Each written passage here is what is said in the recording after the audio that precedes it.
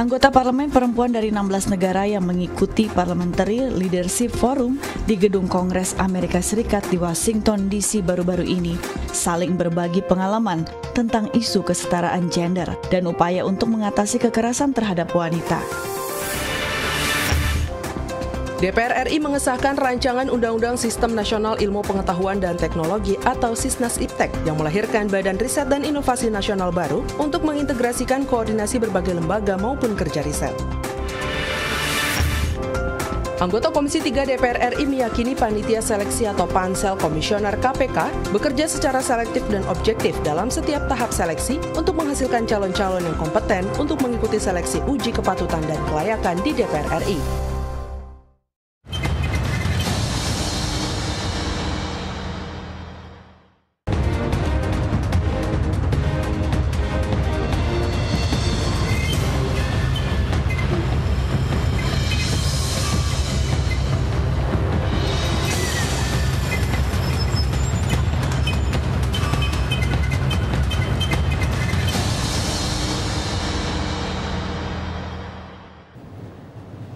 Selamat pagi, apa kabar Mirsa? Ya, di akhir bulan Juli kita ketemu lagi ya. Dan kalau misalnya nih pada pagi hari ini ada satu informasi juga yang akan saya berikan ke hadapan Anda, ataupun juga saya akan berikan kepada rekan siaran saya pada pagi hari ini. Kira-kira apa? Masalah olahraga? Enggak. Politik? Bukan. Jadi ceritanya nih ya, kan waktu itu kan beberapa waktu lalu kan saya kena yang namanya tilang elektronik. Terus udah gitu pada saat surat diterima, nah itu kan harus mendaftarkan ataupun kita melaporkan bahwa kita sudah menerima surat tersebut secara online. Kemudian kita akan menunggu kembali untuk konfirmasi dari pihak kepolisian melalui bisa email ataupun juga SMS ke nomor handphone masing-masing. Nah, terus sudah gitu ya pemirsa ya, pada saat saya sudah melaporkan, katanya disuruh tunggu untuk beberapa hari ke depan, maksimum sekitar 5 hari. Dan ternyata suratnya informasinya melalui SMS sudah datang, saya disuruh bayar 500.000. Itu hilang ya? Ya, itu karena ganjil genap. Ya, itu karena ganjil genap 500.000. Waktu itu teman saya kalau nelpon 250. 750. Kalau seat belt, nggak pakai seat belt, baru 250. Baru 250.000 ya? Jadi habis transfer 500.000. Ini yang bikin deg-degan setiap berangkat kerja melalui daerah-daerah yang memang ada tilangnya. Ini agak-agak sedikit jantung ya. Persiapan, ada handphone bunyi, jangan diangkat karena tahu-tahu nanti ada surat cinta dari Pak Polisi. Iya, ya kan? Jadi itu pengalaman loh ya. Dan ternyata hanya mengangkat handphone atau telepon itu yang paling mahal. Nah, ini menjadi perhatian kita. Jadi kalau kita sedang mengendarai mobil atau kendaraan roda 4 memang perlu untuk tidak melakukan hal-hal yang mungkin dianggap salah. Nah, memang tapi salah, benar-benar salah kalau kita lagi nyetir misalnya. Jangan sekali-sekali mungkin chatting lah, apa ngobrol ya, gitu kan. Ya, memang bahaya kan, bisa menyebabkan kecelakaan kan. Jadi tapi kalau misalnya saya tuh kaget sekalinya adalah saya kira bahwa melanggar ganjil genap jauh lebih lebih mahal dendanya dibandingkan mengangkat telepon di saat melintas di beberapa jalur tersebut. Tapi kenyataannya menerima telepon lah yang paling mahal pembayarannya dendanya. Ya, berarti menjadi peringatan ya. Peringatan hati-hati banget. Ini ya sudah pernah ditangkap soalnya, jadi udah merasakan bagaimana. Nggak ditangkap, kena tilang. Kena tilang. Rasanya kalau ditangkap itu ada polisi yang ngumpet terus tahu-tahu halo gitu, masuk penjara. Mengawali pagi ini saya akan berikan dulu 3 berita utama. Yang pertama terkait dengan Parlemen Dunia, bahas persoalan yang dihadapi perempuan parlemen. Anggota Parlemen Perempuan dari 16 negara yang mengikuti Parliamentary Leadership Forum di Gedung Kongres Amerika Serikat di Washington DC baru-baru ini saling berbagi pengalaman tentang isu kesetaraan gender dan upaya untuk mengatasi kekerasan terhadap wanita. Berikut berita selengkapnya. Anggota Parlemen Perempuan dari 16 negara yang mengikuti Parliamentary Leadership Forum di Gedung Kongres Amerika Serikat di Washington DC baru-baru ini saling berbagi pengalaman tentang isu kesetaraan gender dan upaya untuk mengatasi kekerasan terhadap wanita. Anggota delegasi DPR RI Desi Ratnasari mengatakan, forum ini menjadi penting karena anggota perempuan parlemen dapat saling belajar untuk meningkatkan kapasitas dan kepercayaan yang diperlukan untuk mengatasi berbagai macam bentuk kekerasan terhadap perempuan. Bagaimana kita bisa bekerja sama dengan pria yang mana ini juga merupakan anggota parlemen untuk lebih juga memahami, memiliki satu visi dan misi untuk sadar bahwa penting memahami gender ini di dalam kerjasama kita dalam menghasilkan undang-undang, dalam menghasilkan sebuah kebijakan. Berbicara seusai pemaparan oleh pimpinan delegasi Indonesia, Wakil Ketua DPR RI bidang Korpolkam Fadlizon pada sesi hari kedua, Desi Ratnasari juga mengemukakan gagasannya mengenai keseimbangan pemikiran di antara perempuan parlemen dengan anggota parlemen pria. Perempuan belum tentu pilih perempuan, gitulah kasarnya. Nah, inilah yang harus kemudian dibangun kepercayaan komunikasi antara perempuan dengan konstituen perempuan. Bahwa betapa pentingnya Anda memilih perempuan untuk kemudian berpikir tentang kepentingan perempuan dan juga tentang laki-laki sehingga menjadi lebih seimbang pemikirannya yang dihasilkan menjadi sebuah kebijakan atau undang-undang. Dari Washington DC, Amerika Serikat, Emberi Ramadana, TVR Parlemen melaporkan. Anggota delegasi DPR Desi Ratnasari mengatakan forum ini menjadi penting karena anggota parlemen yang saling belajar untuk meningkatkan kapasitas dan kepercayaan yang diperlukan untuk mengatasi berbagai macam bentuk kekerasan terhadap perempuan. Selain itu, Desi Ratnasari juga mengemukakan gagasannya mengenai keseimbangan pemikiran di antara perempuan parlemen dengan anggota parlemen pria. Desi menjelaskan jika banyak konstituen perempuan kurang mempercayai ke perempuan untuk menjadi wakil mereka atau pimpinan mereka. Dan inilah yang harus ditingkatkan. Memang nggak mudah ya untuk masalah kesetaraan gender ini ya pemirsa ya. Kalau misalnya memang melihat dengan kondisi dikaitkan juga bisa dengan agama saja. Kadang-kadang kan ada yang beranggapan bahwa ini sebenarnya kodratnya. Untuk masalah pemimpin ya laki-laki. Tapi kan kalau misalnya kita melihat perkembangan zaman, kenapa tidak perempuan juga bisa mendapatkan posisi yang sama. Kalaupun misalnya memang untuk masalah di parlemen, tadi kan juga Bu Desi mengatakan bahwa kenapa tidak para misalnya laki-laki ataupun pria ataupun anggota parlemen pria bisa menerima misalnya pimpinannya itu seorang perempuan.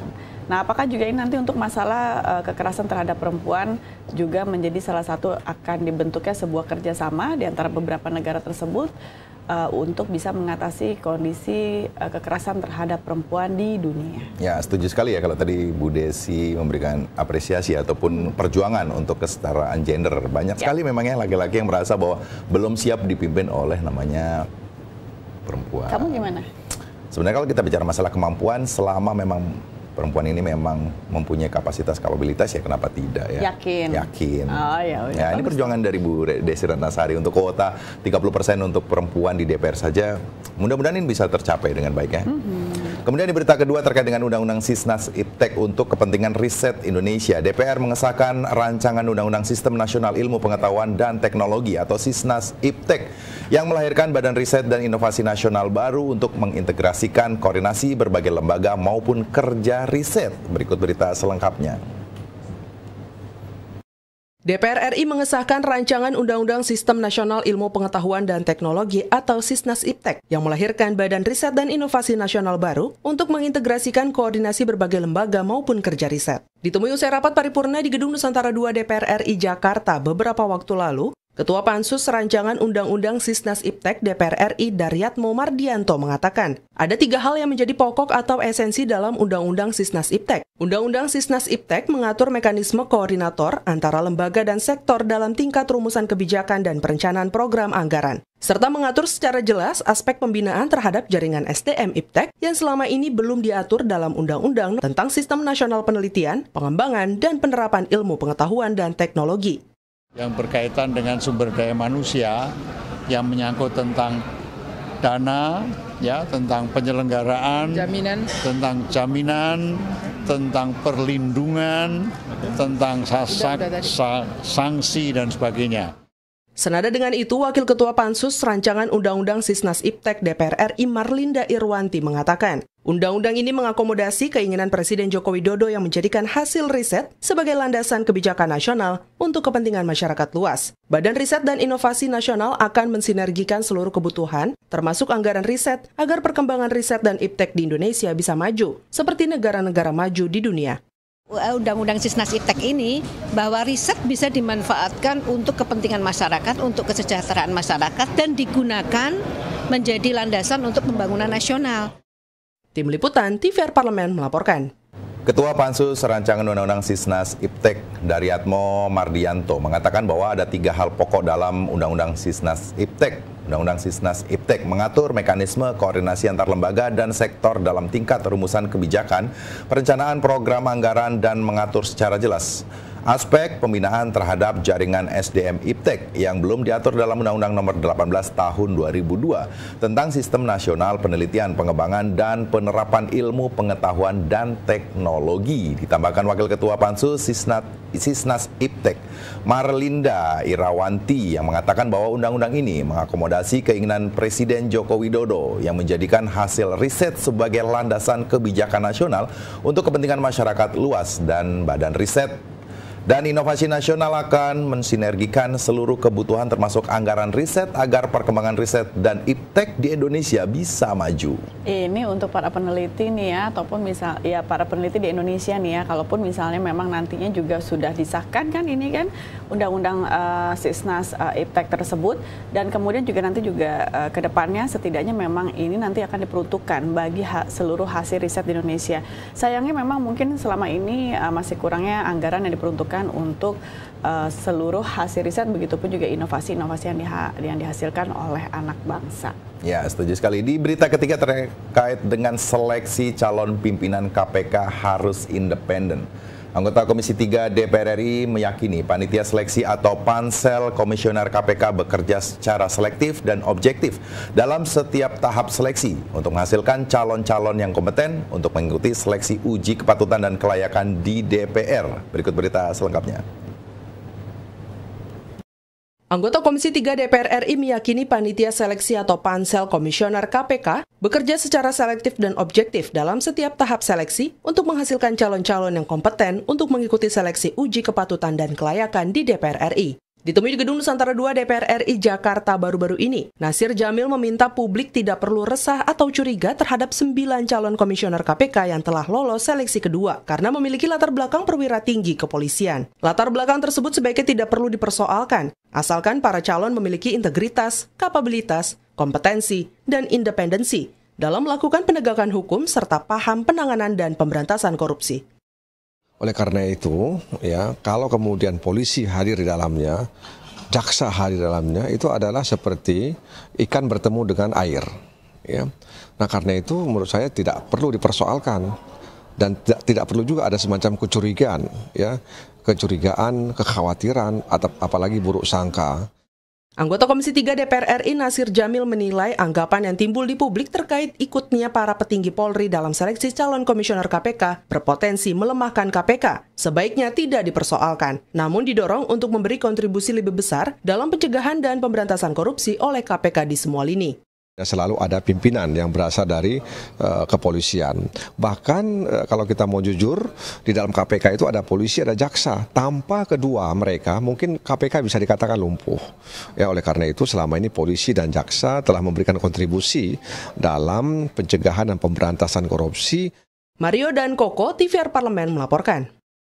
Anggota Komisi 3 DPR Nasir Jamil meminta publik tidak perlu resah atau curiga terhadap 9 calon komisioner KPK yang telah lolos seleksi kedua karena memiliki latar belakang perwira tinggi kepolisian. Latar belakang tersebut sebaiknya tidak perlu dipersoalkan asalkan para calon memiliki integritas, kapabilitas, dan kompetensi dan independensi dalam melakukan penegakan hukum.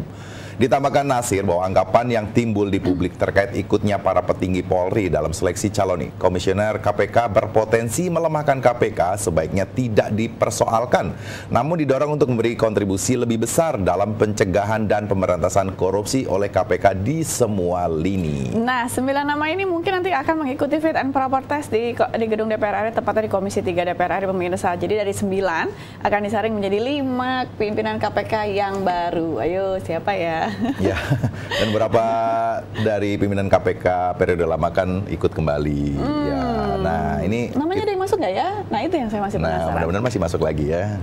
Masih semangatnya untuk memberantas korupsi, artinya masih kita perlu dukung dari masyarakat luas. Walaupun suara-suara miring terkait dengan banyaknya dari aparat kepolisian maupun kejaksaan yang juga ikut. Saya mau lihat wajah baru. Pemirsa, itu tadi 3 informasi berita yang mengawali Suara Parlemen edisi pada pagi hari ini. Setelah ini kami akan hadir ke hadapan Anda dengan beberapa surat kabar yang terbit pada pagi hari ini. Jangan kemana-mana, masih bersama kami tentunya di Suara Parlemen.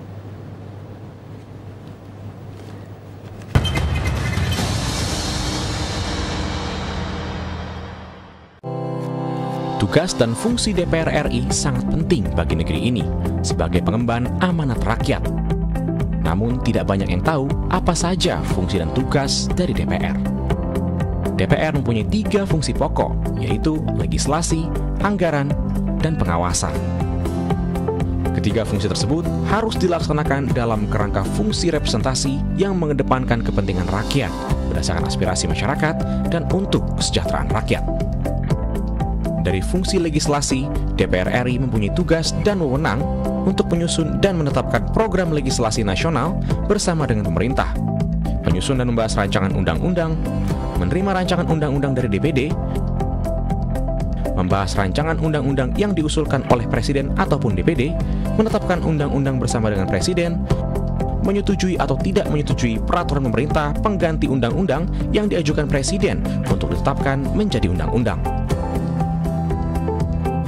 Sementara, fungsi anggaran membahas dan memberikan persetujuan atau tidak memberikan persetujuan terhadap rancangan undang-undang tentang APBN yang diajukan Presiden, memperhatikan pertimbangan DPD atas rancangan undang-undang tentang APBN dan rancangan undang-undang terkait pajak, pendidikan, dan agama, menindaklanjuti hasil pemeriksaan atas pengelolaan dan tanggung jawab keuangan negara yang disampaikan oleh BPK, memberikan persetujuan terhadap pemindahantanganan aset negara maupun terhadap perjanjian yang berdampak luas bagi kehidupan rakyat yang terkait dengan beban keuangan negara.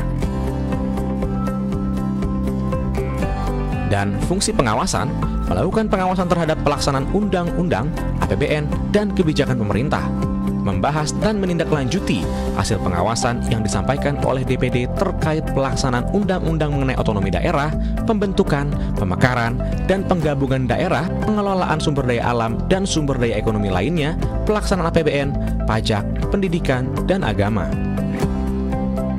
Terima kasih. Video ini dipersembahkan oleh TV dan Radio Parlemen, Biro Pemerintahan Parlemen, Sekretariat Jenderal, dan Badan Keahlian DPR RI.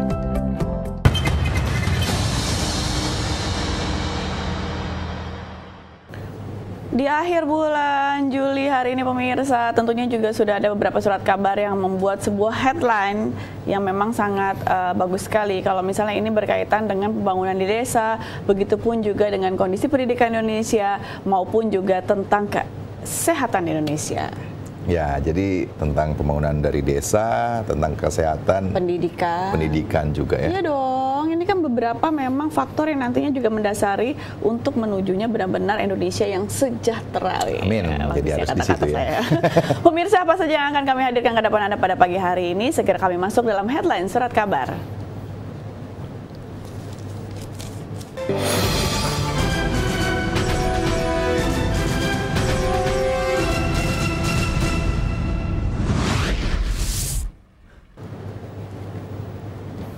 Di surat kabar harian Kompas, saya akan bacakan bangun desa dan beri akses pendidikan. Pembangunan infrastruktur di desa dan akses pendidikan untuk warganya jadi salah satu cara memberantas perdagangan anak di Indonesia.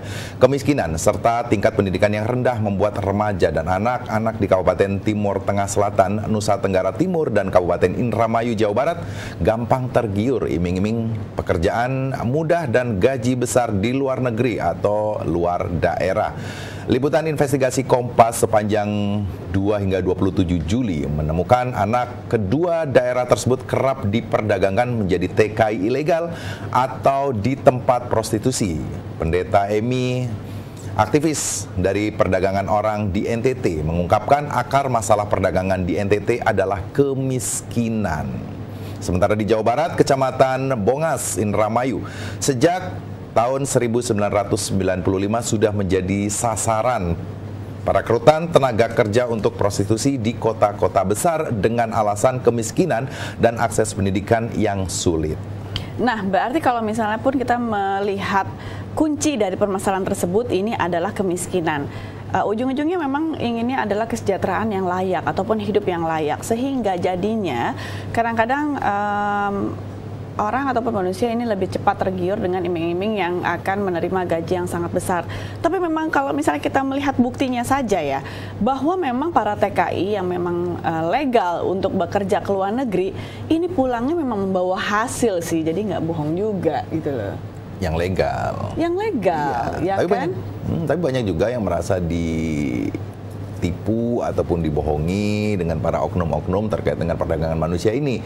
Kalau tadi masalah bisa bekerja di luar negeri dengan iming-iming gaji besar, tapi ternyata mereka dijerumuskan pada lubang prostitusi, ini yang miris sekali. Itu sih yang memang agak bikin kita juga bisa harus untuk berpikir berat ya, karena untuk bisa mendapatkan akses misalnya saudara-saudara kita tadi misalnya yang di NTT, begitupun juga di Indramayu untuk mendapatkan list ataupun data mana-mana saja yang memang untuk agen-agen tenaga kerja Indonesia bekerja ke luar negeri ini yang benar-benar legal, itu kan sulit sekali ya. Jadi kan biasanya bahkan beberapa agen-agen tersebut yang datang ke rumah-rumah loh untuk menawarkan, ayo mau ikut jadi TKI enggak? Nah seperti itu. Gajinya besar. Gitu kan. Jadi kita tidak tahu mana yang legal dan ilegal. Padahal kemampuan mereka untuk bisa bekerja dengan baik di luar negeri pun kan mereka belum mempunyai skill yang bagus ya. Betul, memang dan tingkat pendidikan di Indonesia ini masih cukup rendah. Ya, kemudian di harian Tempo mengangkat pemerintah akan naikkan premi BPJS Kesehatan. Pemerintah akan menaikkan premi atau iuran BPJS Kesehatan. Hal tersebut disampaikan Wakil Presiden Yusuf Kala. Ia menjelaskan untuk besaran kenaikan akan dibahas terlebih dahulu oleh tim teknis. Baru setelah itu dilaporkan pada rapat berikutnya. Kenaikan premi BPJS Kesehatan diputuskan dalam rapat di Istana Negara pada Senin lalu. Kenaikan ini sebagai upaya untuk menekan defisit keuangan yang dihadapi BPJS Kesehatan beberapa tahun terakhir. Pada tahun ini defisit BPJS Kesehatan diperkirakan mencapai 29 triliun rupiah. Yusuf Kala juga menyampaikan jika sistem BPJS harus dirubah dan perubahan sistem yang dimaksud adalah desentralisasi terhadap BPJS Kesehatan. Dijelaskan nantinya BPJS Kesehatan akan bersifat otonomi di daerah melalui sistem desentralisasi ini. JK mengatakan pemerintahan optimis pembinaan dan pengawasan terhadap 2.500 rumah sakit yang melayani BPJS Kesehatan dapat dilakukan oleh kepala daerah setempat. Ya, sepertinya memang sistem yang memang harus dirubah untuk misalnya mengatasi defisit yang sudah begitu besar. Kalaupun misalnya tahun ini diperkirakan sudah sampai 29 triliun rupiah. Kalau misalnya sampai awal tahun depan pemirsa masih saja defisit ini bertambah, maka diperkirakan sudah bisa mencapai 40 triliun rupiah. Kalaupun di tahun 2020 nanti juga masih terus defisit ini juga bertambah, diperkirakan di tahun 2021 defisit dari BPJS Kesehatan sekitar 100 triliun rupiah.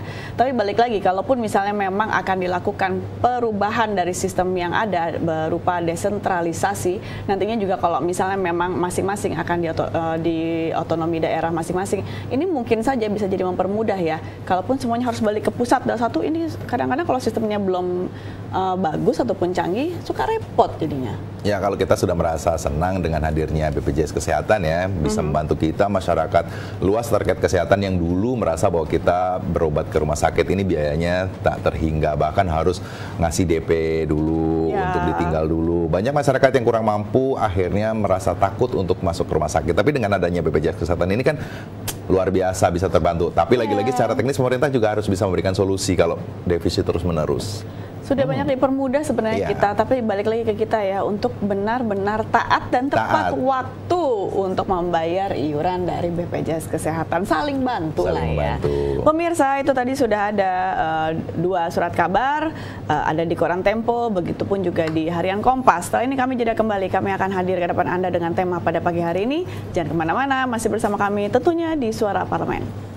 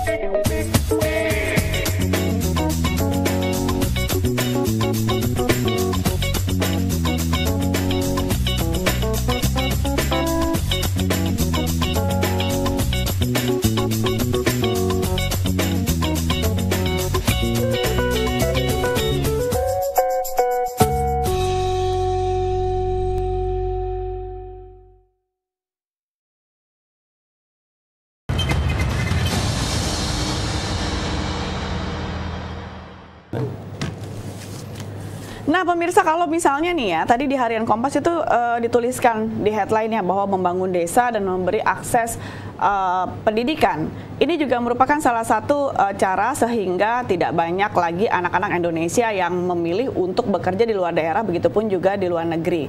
Tapi ujung-ujungnya kalau misalnya anak-anak Indonesia ini bekerja di luar negeri, takutnya ini agennya ilegal kan, misalnya gitu ya. Nah akhirnya perdagangan anak Indonesia semakin meluas. Tapi salah siapa? Salah oknum. Masa kita menyalahin negara? Tapi bisa juga negara tidak hadir dalam kasus-kasus terkait dengan perdagangan anak, perdagangan Tapi negara perempuan. tahu kan kalau misalnya salahnya oknum. Kenapa jadi membiarkan? Ada seperti pembiaran. Dan jumlahnya semakin hari semakin banyak. Itu dia pemirsa, ini yang akan kami angkat ke depan Anda, karena kami juga setidaknya cukup concern untuk misalnya melihat dengan kondisi perdagangan anak sampai saat ini. Nah, perdagangan anak salah siapa? Ini yang akan kami angkat pada pagi hari ini. Kami berikan dulu informasi lengkapnya dalam tajuk Suara Parlemen berikut ini.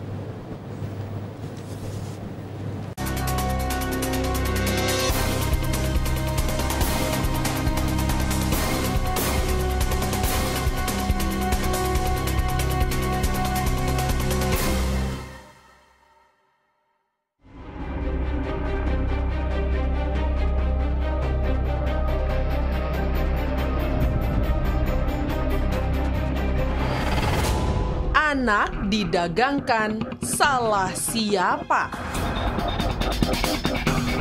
Anak-anak di Indonesia yang diperdagangkan dengan modus perekrutan tenaga kerja, baik di dalam negeri maupun di luar negeri.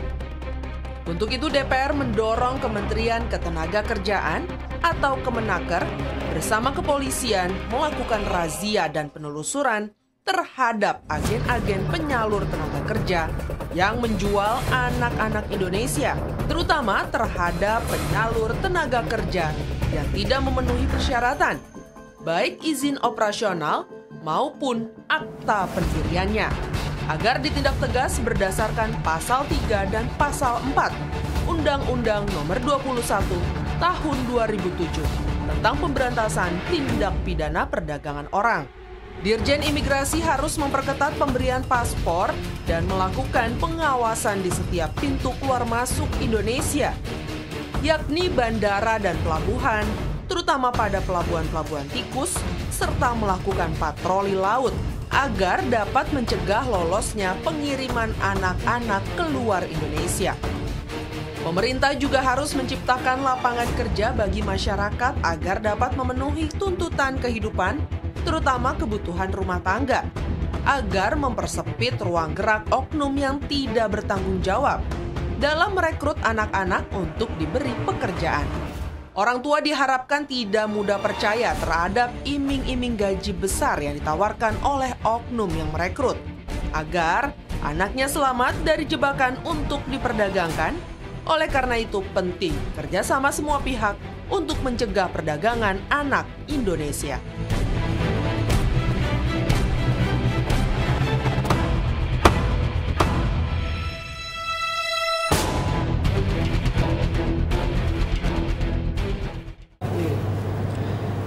Ya pemirsa, sangat prihatin sekali ya kalau misalnya melihat ada saudara-saudara kita ataupun anak-anak Indonesia yang memang masih kurang untuk masalah pendidikannya, sehingga gampang sekali benar-benar tergiur untuk tawaran-tawaran yang sangat menarik. Tawarannya. Akhirnya mereka terjebak pada perdagangan manusia atau perdagangan anak. Ini menjadi miris kalau jumlahnya setiap tahun selalu bertambah. Justru itu pemirsa, kami akan bahas secara detail ke hadapan Anda. Sudah kami hadirkan pada pagi hari ini adalah sumber kami dari Komisi Perlindungan Anak Indonesia, yaitu Ibu Retno Listiarti. Selamat pagi Ibu. Selamat pagi. Waalaikumsalam. Apa kabar? Alhamdulillah baik. Ini memang sangat memprihatinkan ya Bu kalau kita bicara nasib anak-anak Indonesia saat ini, apalagi misalnya nasib anak-anak yang diperdagangkan. Maunya sih nggak mau, pasti nggak ada yang mau untuk sampai terjerat kasus tersebut. Tapi kalau misalnya kita melihat apakah memang benar-benar faktor kemiskinan adalah faktor utama dalam hal ini? Iya, sebenarnya daerah yang makanya NTT itu terbanyak misalnya untuk kasus perdagangan orang, karena memang dia kan juga nomor 3 ya wilayah ya provinsi termiskin di Indonesia. Kemudian yang kedua dari sisi tingginya putus sekolah, angka putus sekolah di sana cukup tinggi. Meskipun data di Indonesia angka putus sekolah sendiri itu kan lama sekolah seorang anak di Indonesia menurut data BPS juga hanya 8,5 tahun untuk laki-laki, 7,5 tahun untuk perempuan. Berarti kalau 8,5 tahun kan sekolah wajib belajar 9 tahun kan SMP ya, itu pun tidak lulus SMP gitu. Nah itu rata-ratanya saja segitu. Yang kedua memang dari situ itu adalah kemiskinan. Jadi kerap kali perkawinan usia anak juga terjadi. Jadi untuk kamu tidak membebani keluarga, paling tidak kami berkurang yang ngasih makannya gitulah, kemudian dinikahkan. Nah akibatnya pernikahan dini itu juga kan mengakibatkan tidak siap ya, karena kan nikah itu bukan soal kita siap secara fisik, tetapi juga kan secara mental. Nah akhirnya banyak sekali terjadi kekerasan, banyak sekali kemudian terjadi perceraian lagi. Nah ketika bercerai dia bawa anak. Nah bawa anak yang kemudian menambah beban lagi ayah ibunya gitu ya. Jadi kemiskinannya terwariskan kan akhirnya. Nah lalu dengan situasi kondisi yang tidak memungkinkan, sekolah nggak bisa ngelanjutin, misalnya sudah menikah juga bercerai, kemudian juga pokok pekerjaan menjadi sulit karena pendidikan yang rendah dan memang pekerjaan juga sulit di sana. Kemudian mereka tergiur. Jadi banyak sih sebenarnya kalau dari data awalnya mereka tidak ke luar negeri, tapi ditawarkan untuk ke Surabaya, itu paling banyak. Kedua ke Jakarta. Biasanya pekerjaannya adalah menjaga toko. Yang kedua adalah kerja di kafe. Nah, tetapi gaji yang disebutkan memang biasanya iming-imingnya gede. Misalnya sebulan 8 juta. Sehingga orang kemudian sangat berminat gitu ya. Nah, nanti di sana oke, kamu naik pesawat, itu biasanya mereka nggak punya KTP. Nanti KTP-nya dipalsuin juga. Karena kan usia kan. Jadi bisa dia berusia 16, dipalsu untuk bisa 17. Agar bisa bikin KTP, bisa bikin paspor, semua identitasnya palsu. Lalu kemudian dia disuruh pergi. Misalnya, kamu naik pesawat ya, nanti di Surabaya nggak boleh ngomong sama siapapun di dalam pesawat. Nanti di sana sudah dijemput di Surabaya. Ternyata dari Surabaya dibawa ke Batam. Ternyata dari Batam baru dibawa ke Malaysia. Itu banyak kasus. Jadi memang mereka-mereka yang rentan menjadi perdagangan orang adalah satu, mereka masuk dari pintu ilegal, tidak legal, bukan perusahaan yang mengirim, tapi biasa perorangan. Kedua, jadi nggak punya status hukum yang jelas, secara identitas tak jelas, semua dipalsu. Nah, yang kedua adalah biasanya di sektor-sektor informal seperti pekerja rumah tangga, tadi ya penjaga toko. Tapi kalau di sektor formal, misalnya kerja di pabrik, itu lebih bisa dipantau. Jadi yang rentan memang yang ilegal, yang kedua adalah yang tadi bekerja di sektor informal gitu. Jadi itu yang menjadi target atau rentan sekali mengalami perdagangan manusia. Dan yang tertinggi memang untuk anak perempuan itu adalah dijadikan pekerja seks komersial. Kalau untuk laki-laki pekerja paksa, misalnya di kebun-kebun sawit. Jadi mereka tuh bisa 9 bulan cuma dibekalin beras sama ikan asin gitu ya, tapi sampai sekian berbulan-bulan lamanya karena dia nggak punya identitas tadi. Kalau keluar juga ditangkap polisi Malaysia. Jadi mereka akhirnya menjadi pekerja paksa, yaitu tidak digaji, dan ketika terlepas dari sana pun sebenarnya mereka nggak bawa uang apapun. Beberapa yang kabur pun meninggal gitu ya, termasuk tadi ya pekerja rumah tangga pun banyak gitu. Kayak tadi disebutkan pengantin pesanan, itu adalah mereka dijanjikan hidup yang lebih baik. Jadi dibawa ke luar negeri, nanti di sana akan nikah dengan orang sana, lalu kamu akan jadi nyonya rumah begitu kan kira-kira. Ternyata tidak, di sana dinikahin tapi hanya jadi objek seksual plus pembantu jadi PRT gitu. Artinya dia ini nggak perlu ngeluarin uang untuk PRT, sudah punya PRT, nggak perlu ini, sudah punya tempat untuk melampiaskan kebutuhan seksualnya. Jadi kan ini sebenarnya sesuatu yang perbudakan modern ya. Bu, kalau kita lihat persoalan kasusnya semakin tinggi, semakin dari tahun ke tahun. Nah, yang sudah dilakukan KPAI terkait untuk bisa negara minimal hadir lah untuk bisa bicara hilang, mungkin kita juga tidak, minimal untuk kasus-kasus ini semakin mengecil apa? Pertama memang KPAI kan lembaga pengawas ya, jadi kami yang mengawasi sebenarnya kementerian terkait, lembaga-lembaga terkait ataupun dinas-dinas terkait dengan upaya perlindungan anak, termasuk pekerja migran semacam ini. Nah, anak-anak kan sebenarnya belum boleh dipekerjakan, tapi kan biasa dimanipulasi. Nah, berkaitan dengan ini sebenarnya pemerintah udah nggak kurang-kurang sih sebenarnya kalau berdasarkan peraturan perundangan. Tidak cuma Undang-Undang 21 2007 tentang TPPO ya, tindak pidana perdagangan orang, tapi Indonesia pun meratifikasi berbagai konvensi internasional terkait itu. Salah satunya konvensi internasional yang bagaimana itu jadi, ini kan jadi transnasional, bahwa perdagangan manusia itu jadi masalah dunia. Lalu kalau kita kemudian tidak punya hubungan perjanjian bilateral misalnya dengan sebuah negara, kita agak sulit juga gitu untuk mengurus itu. Jadi Indonesia itu sebenarnya bilateral, yang konvensi internasional, ya itu semuanya sebenarnya sudah. Bahkan pemerintah kita membentuk gugus tugas dalam upaya-upaya mencegah perdagangan manusia. Namun yaitu tadi ya, dengan berbagai cara. Yang utama sebenarnya menurut saya, selain pemerintah juga menyiapkan regulasi dan lain-lain ya, termasuk gugus tugas, yang lebih penting sebenarnya adalah ke akar masalah.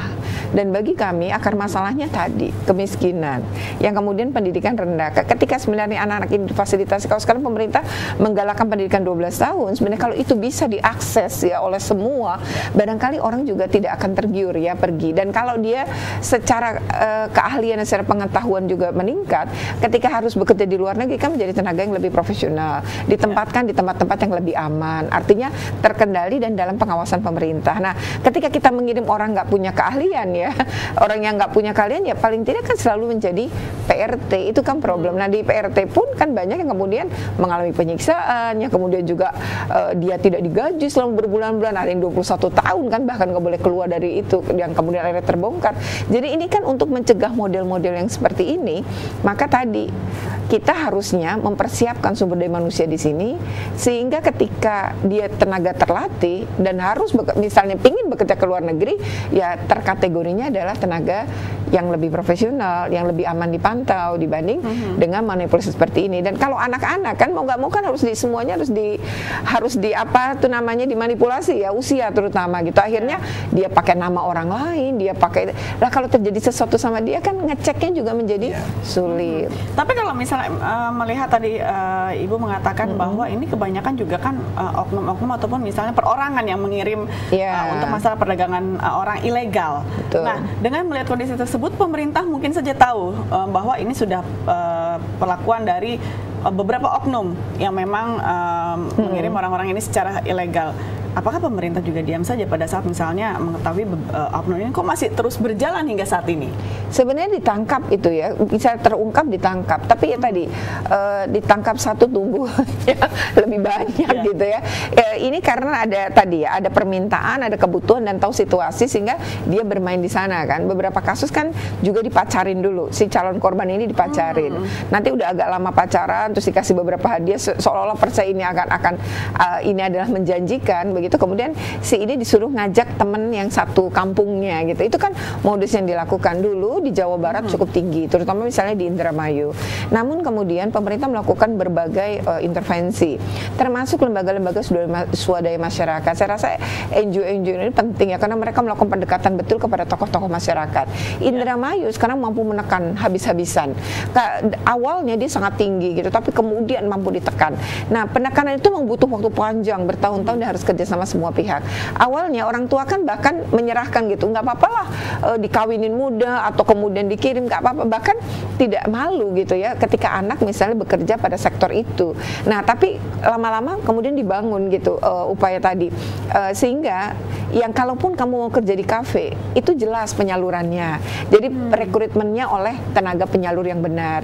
Jadi ada perlindungan, karena akhirnya mereka juga ngerasain seiring dengan waktu, iya ya, kalau anak saya pergi ke luar negeri bisa jadi TKI, nggak apa kemudian tidak dengan jalur yang benar pun kemudian dieksploitasi, tidak dapat apa-apa, kami keluarga juga nggak ngerasain apa-apa gitu kan. Tapi kalau dengan cara yang benar, toh kami juga dapat bagian dikirimi. Itu kan bentuk-bentuk yang kemudian dirasakan, dan itu butuh waktu internet itu cukup panjang. NTT ini adalah sasaran baru ya, dan ini kira-kira udah berlangsung sih hampir lebih dari 5 tahun. Nah, ini yang sebenarnya untuk NTT intervensinya rada sulit, karena tadi ya LSM-nya juga tidak terlalu banyak. Mungkin harusnya ini mulai ada gerakan masyarakat ke sana. Yang kedua, pemerintah memang harusnya pemerintah daerah juga aware ya, bagaimana pendekatan kepada tokoh-tokoh masyarakat sehingga tidak mudah gitu melepaskan anak-anak mereka pergi. Nah ini kan karena pengetahuan mereka juga terbatas, terus diiming-imingi macam-macam, main percaya aja. Tapi kalau misalnya dibilang untuk masalah menekan perdagangan orang ini terjadi secara ilegal, di Indramayu bisa, tapi membutuhkan waktu yang lama. Panjang, ataupun betul. misalnya panjang. Apakah memang ini sangat sulit sekali, Bu, untuk bisa dilakukan secara tidak membutuhkan waktu yang cukup panjang? Sebenarnya kalau dilaksanakan bersama-sama dengan sungguh-sungguh itu proteksi bisa dilakukan ya.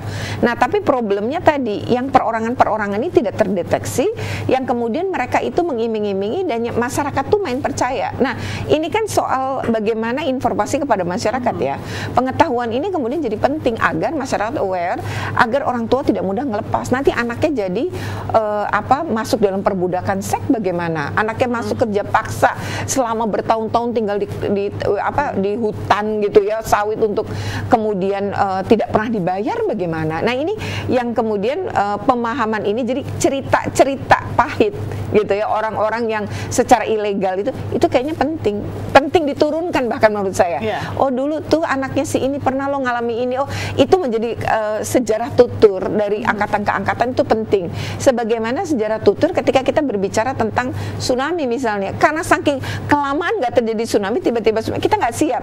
Padahal harusnya tadi ya sejarah tutur itu terus-menerus diturunkan. Nah, termasuk kisah-kisah pahit bagi anak-anak itu dia sampai sekarang nggak ditemukan, hilang entah kemana. Nah, ini yang penting sehingga orang mikir kan, orang tua mikir, anak-anaknya juga mikir. Nah, jangan hanya menceritakan manis-manisnya. Oh di sana gajinya gede, oh enak itu nanti deh. Nah, itu kan memotivasi, ya. Tapi tidak tahu cara yang benar. Jadi ketika membangun cerita pahit, saya rasa itu harus diwariskan. Orang biar mikir bahwa ada sisi manis, tapi sebenarnya banyak sisi pahit. Nah, ini yang nampaknya harus menjadi fakta. Apalagi kalau di desa dia ada, di desa kami ada sampai sekarang anaknya belum ditemukan. Itu banyak ya, anak yang kemudian lari tanpa izin orang tua, kabur, kemudian akhirnya bekerja dan ternyata mereka diperdagangkan. Itu sebenarnya ada beberapa kasus sampai hari ini tidak ditemukan. Bu Retno, kita harus jeda terlebih dahulu. Kami akan kembali lagi ke hadapan Anda pemirsa untuk membahas perbincangan kami lebih lanjut. Jangan kemana-mana, masih bersama kami tentunya di Suara Parlemen.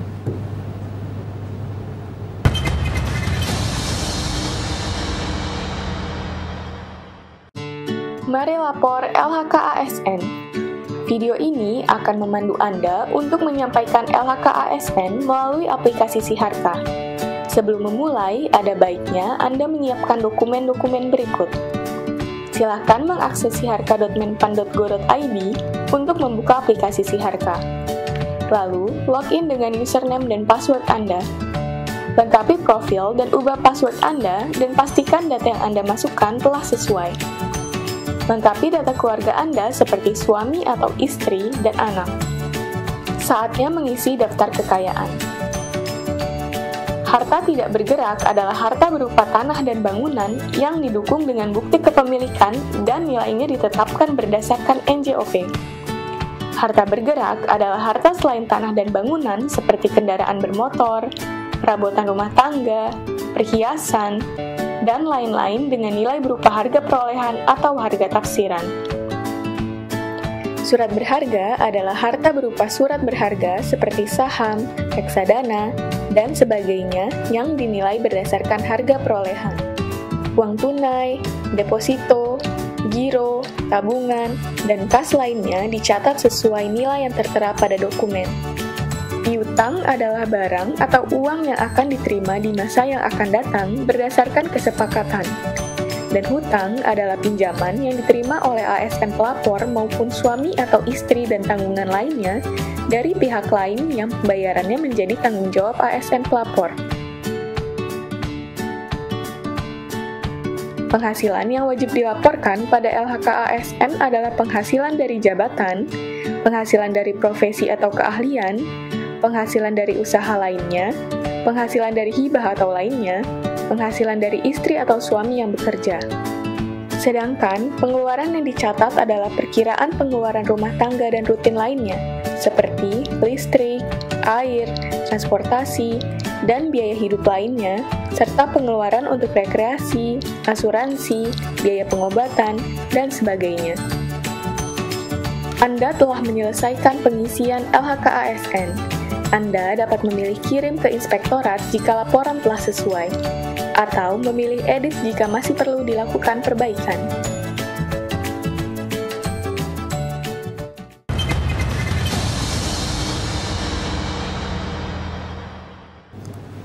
Anda masih bersama kami di Suara Parlemen. Bu Retno, saya agak sedikit bertanya nih, kalau bicara masalah dua daerah ini ada NTT, ada Indramayu.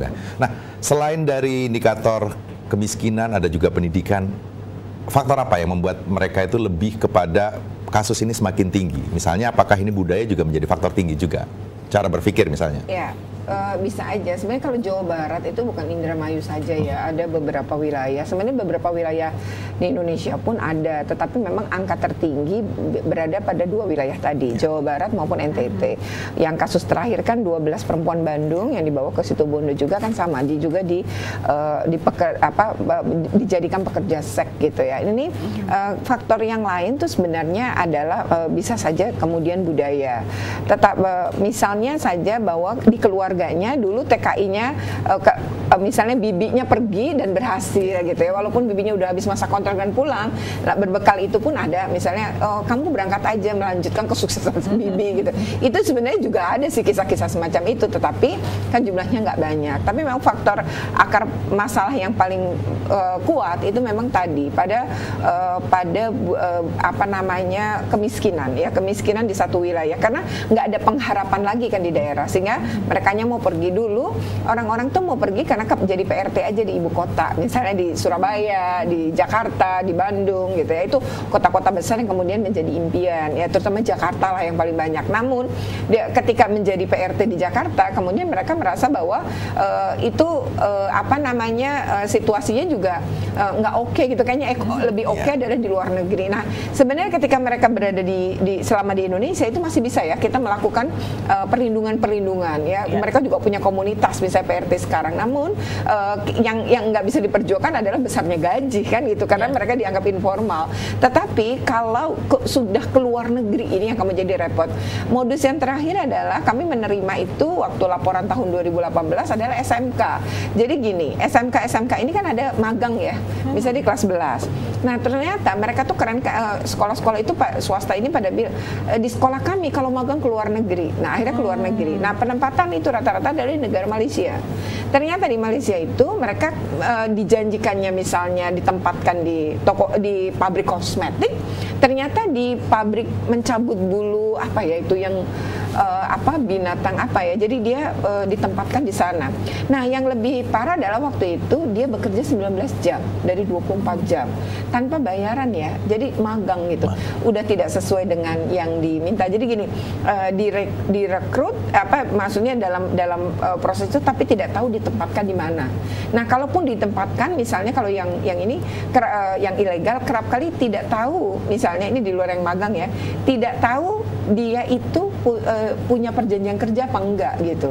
Memang agak repot karena perjanjian kerja itu kan justru untuk melindungi. Dari sisi hukum bagaimana gitu, ketika mereka sudah masuknya ilegal, tidak punya perjanjian kerja dan lain-lain, itu pasti akan beruntutan itu. Nah, ini yang sebenarnya kita cegah ya, kalau mereka pakai jalur yang benar ya nggak apa-apa. Nah, SMK ini tidak pakai jalur yang bisa diawasi negara. Mestinya negara, Kementerian Luar Negeri, Kemdikbud, andaikan terjadi pengiriman anak SMK mesti harus di bawah mereka. Nah, ternyata mereka kecolongan juga. Jadi ini bikin kayak ke swasta gitu loh. Jadi sekolah ini punya MOU dengan swasta gitu. Terus dia main percaya dan kirim anak-anaknya ke sana. Akhirnya anak-anak ini dieksploitasi habis dengan kerja 19 jam itu sangat tidak manusiawi dan banyak yang sakit, dan itu bekerja selama 3 bulan lamanya. Bu Retno, kalau misalnya memang nih banyak yang tertipu karena misalnya banyak juga akhirnya terjerumus pada agen-agen ilegal. Apa yang menyebabkan sehingga ini masyarakat banyak sekali kurang bisa untuk membedakan mana yang legal sama yang ilegal? Nah, ini penting sebenarnya dinas-dinas tenaga kerja daerah sebenarnya ngumumkan termasuk ke sekolah-sekolah menurut saya, karena SMK sekarang jadi sasaran. Diginikan, lulusan Anda yang terbaik akan kami rekrut bekerja di luar negeri. Ternyata itu terjadi perdagangan atau bahkan eksploitasi ya.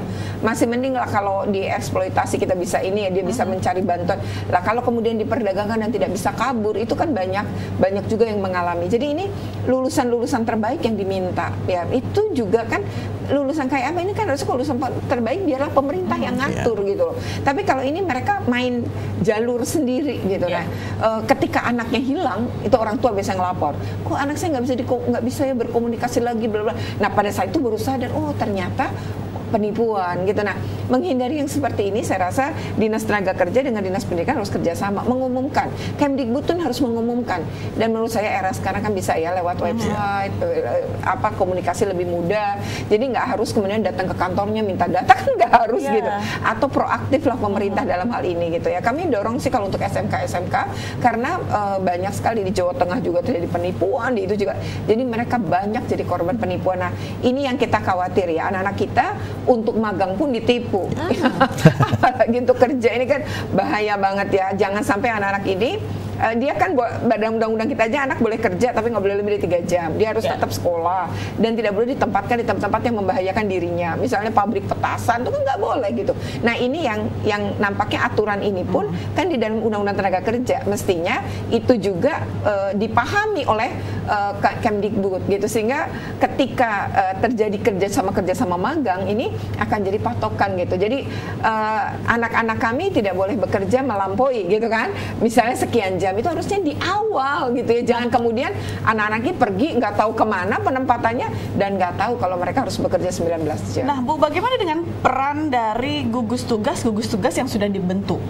Mereka kan lebih pada laporan ya akhirnya. Jadi pencegahan ini memang harusnya bentuk sosialisasi.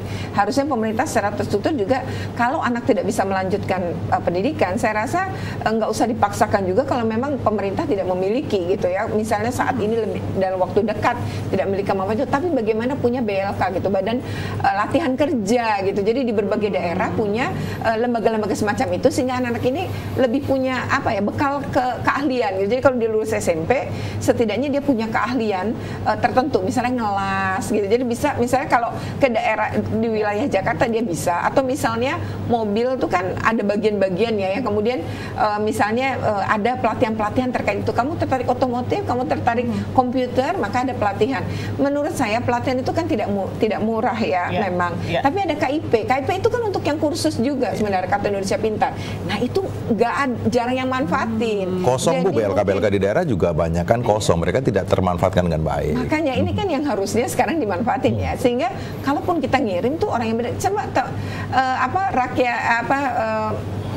tenaga kerja Filipina misalnya, itu kan modalnya satu dia bisa bahasa Inggris ya, karena ngomongnya di sana gitu. Kalau kita kan nggak, bahasa Inggris juga nggak bisa.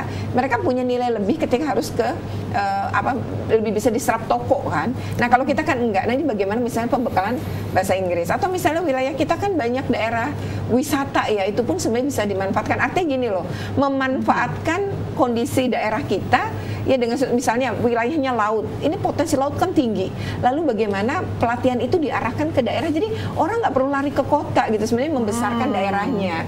Nah ini yang nampaknya belum sinergi ya. Jadi ini kan bukan pekerjaan satu kementerian, bukan pekerjaan apalagi untuk KPI kami yang pengawasan gitu ya, tapi bahwa ini harusnya lintas sektor bekerjanya, sehingga anak-anaknya bisa diselamatkan bukan cuma oleh tenaga kerja, bukan oleh Kemdikbud saja. Nah tenaga kerja sama Kemdikbud aja nggak cuma kan, termasuk Kementerian Luar Negeri. Jadi sebenarnya nggak berdiri sendiri gitu. Termasuk tadi bagaimana tenaga kerja ini juga kementerian ini ya tadi menggerakkan BLK yang ada di berbagai daerah. Jangan jadi gedung kosong yang hampir rubuh gitu, tapi bengkel-bengkel mereka ya dimanfaatkan gitu. Bu Retno, memang terlihatnya seperti negara ini belum hadir 100% untuk kondisi perdagangan orang di Indonesia. Karena kalau misalnya ada faktor pembiaran yang sepertinya masih terlihat dalam kondisi sampai saat ini, apalagi kan beberapa daerah yang memang dijadikan sasaran adalah beberapa daerah-daerah yang masih termasuk nomor 1, 2, dan 3 termiskin di Indonesia. Dan semoga saja ke depannya memang kita berharap bahwa negara makin hadir untuk bisa masuk ke daerah-daerah yang memang butuh untuk berbagai informasi. Dan peran masyarakat juga harus yang lindungin. Edukasi, sosialisasi ini masih sangat diperuntukkan untuk saudara-saudara kita jangan sampai tertipu lagi. Terima kasih Bu Retno sudah hadir pada pagi hari ini. Dan pemirsa, demikian perbincangan kami dengan Ibu Retno Listiarti. Itu berarti juga Suara Parlemen edisi pada pagi hari ini telah usai. Saya Yusri Hayanti. Saya Medi Nugroho. Itu saja bersama Ibu Retno mengucapkan terima kasih atas perhatian Anda dan sampai jumpa. Ibu terima kasih. Terima kasih. Terima kasih, Bu Retno.